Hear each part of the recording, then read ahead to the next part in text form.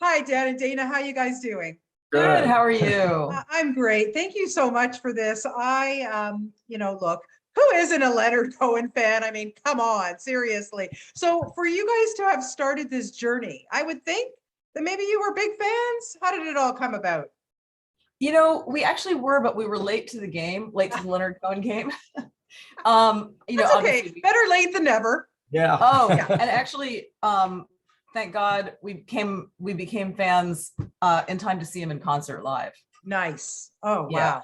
Yeah. So that's kind of what triggered it. It was friends taking us to the Paramount Theater in Oakland on the first leg of his Victory Lap tour around the world. I think it was 2009, something like that. Yeah. And just instantly falling in love with him at that concert. Yeah. And then we saw him again. Yes. The second time he came through. Actually, Dana threatened after that first one. She was so smitten by the concert in Leonard. She said, "Oh, Dan, if we didn't have things to do in the next few days, I would get on a plane and follow him down to Las Vegas." Absolutely. Wow. Yeah. I was like an instant Cohen head, like a dead head might be. Right. I was going to say like instant groupie. Yeah, for sure. I get it. But it's so funny because with Leonard Cohen, look, we all know what a genius he was in terms of his writing, his poetry, like everything that he gave us. But it made me laugh at the end when you showed part of the concert when a woman screamed out and said, "I love your voice." And he goes, "Yeah, you're probably about the only one." And I kind of have to agree with him. Like, I never thought he had such a great voice, but he's so charismatic. You know what I mean? It didn't really matter. What do you think, Dana, or Dan, whoever wants to jump in here, was the major appeal of him? Because he didn't have the most phenomenal voice, Except, I think I disagree. I think his voice was so perfectly suited to his songs.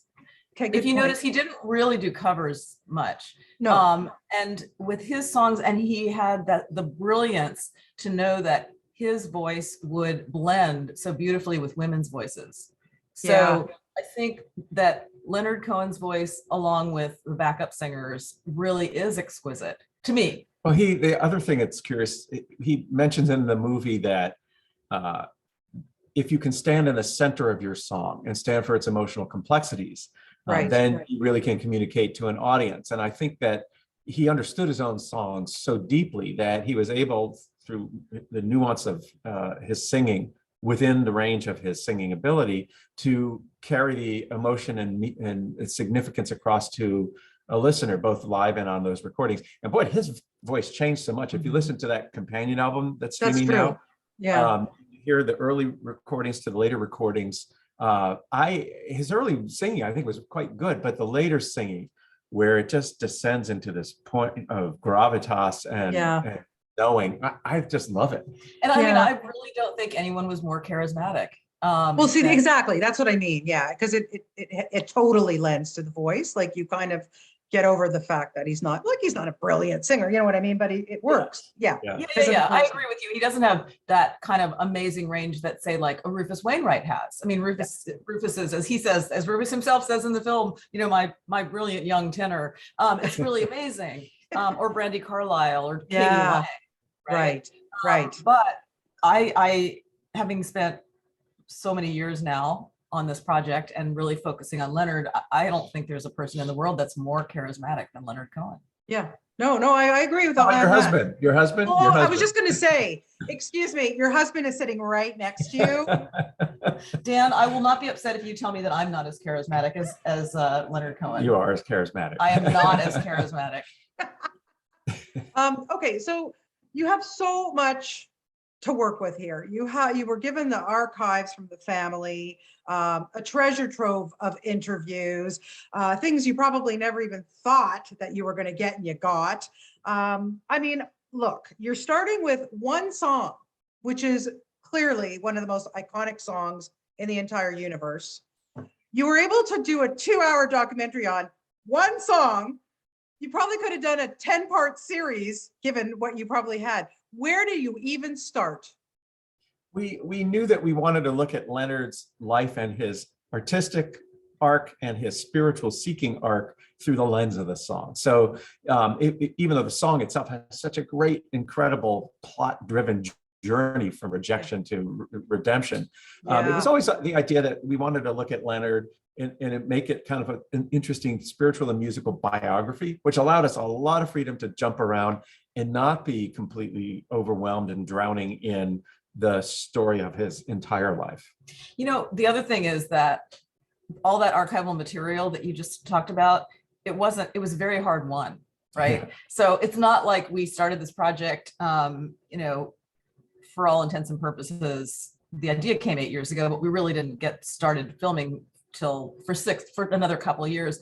But the truly dear, sacred, rare archival materials that had never been seen before, that took quite a bit of doing. You know, it was partly getting to know people like Ratso and, you know, having him trust us enough to finally say after our interview, guess what? I think I might have my cassette tapes from all the times I ever talked to Leonard. That was the hard one. And the notebooks, which we once we got Leonard, with Ratso's tapes, you could hear Ratso referring to verses and Leonard flipping pages and talking through those verses and lyrics, extra lyrics and lyrics that never made it into the song.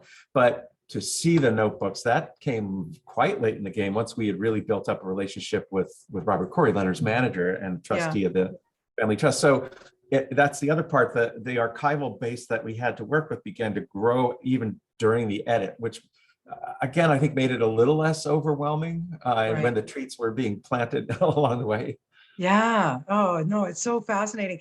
And I learned so much about him. Like, you know, look, his Jewish roots were obviously very, very strong. I never really knew how, I mean, I know the Jewish community in Montreal. I know, you know, a lot of his friends and family. And I also know that clearly it just resonated with him so much. But I didn't realize from after watching your doc that he was so spiritual and that it was so important to him, and made such a difference. Because when you look at that song Hallelujah and you find out that it took him 7-8 years to write, and then he rewrites it in, like, you know, a few minutes, and then that's the song that we get. Blow my mind blown. Like, was yours? Well, I don't know that he rewrote it. Do you think, Dan? I mean, he did rewrite it over and over again. Do you think he really rewrote it in a couple of minutes? See, I think what he was doing was over that 7-8 years, like the first notebook that contains any reference to Hallelujah comes in the late 70s. And then the last notebook where you really see him working things out is, you know, around 84 when he records the song. I don't think that he did anything instantly. And you can kind of see it in the film. I think what happened is he'd written all these different verses, and then at a certain point, 4 years after the album comes out, he starts feeling like he wants to bring Hallelujah down to earth, as he says in the film. Make it something that even a non-religious person could sing. And what he did then, it's not that he rewrote all the verses, he just pulled up verses that he'd been laboring over, and then dropped the King David verse at that moment in time, which of course comes back in the John Cale version. Yeah, exactly. Yeah, it's truly fascinating. So after doing this and you know, working on this iconic song, what makes a song iconic in your opinion? I think a song, there's certain songs where the melody is so infectious that it stands out on its own and people hum and sing it.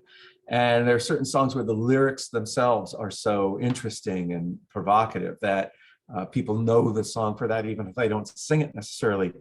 This one is a really unusual fusion of both. A very beautiful singable song with a one-word chorus that moves through his, I know Keith Richards had talked about a trick to songwriting is vowel movements, and that if you have open vowels, you can run, you know, glissandos and different notes through the word. And so Hallelujah gives you that, but that combination of incredibly dense, beautiful, evocative, lyrical content and a singable and beautiful melody, put those two together, I think it puts it into its class of its own, and maybe that's why it's iconic. The other thing is that I feel like Leonard Cohen, and I think it comes across in the film, was an amazingly generous human being. You know, what he brought to the world, as Dan said earlier, standing in the center of his songs and performances. And I think that song reflects that generosity, so that it allows whoever decides to interpret it in a way that reflects themselves. And so I would say that every cover, or at least every cover that's really, really worth listening to, and there are many, many, many of them, is deep, and it's reflective of the singer.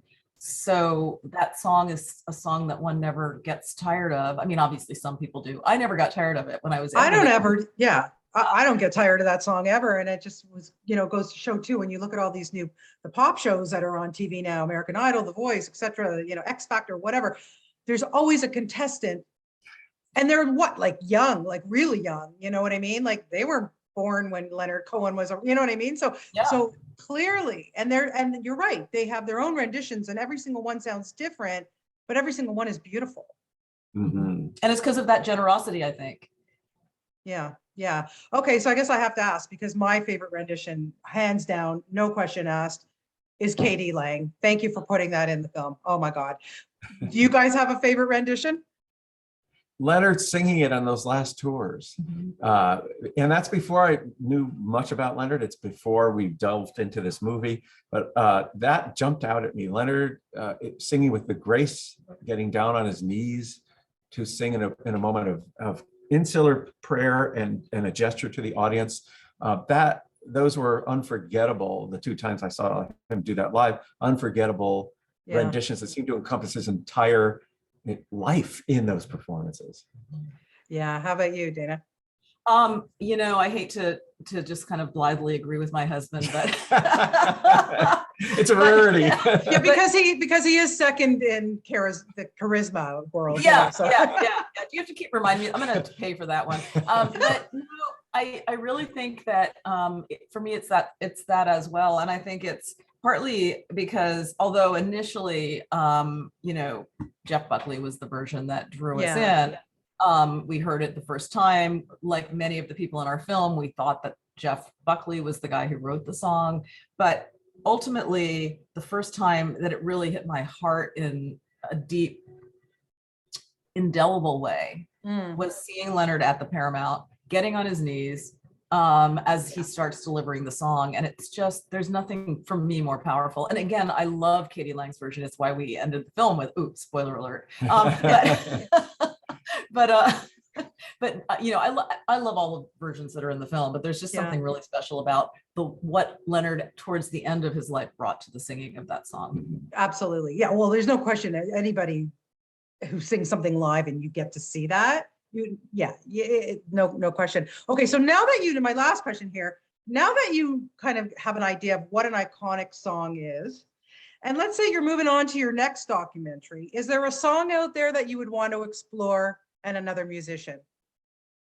I mean, once you have the best meal of your life, you don't want to eat for a while. For me, what I would say is that if you look at the body of our work, and it's not huge, we've done 8 feature-length documentaries. But one thing I think you would notice is that we never repeat ourselves. So we might do another music documentary next, but it won't be one that looks at an artist through the prism of a song like this one does. Yeah, I don't think you can do it. I don't think you could do it. Is there another song that you can imagine?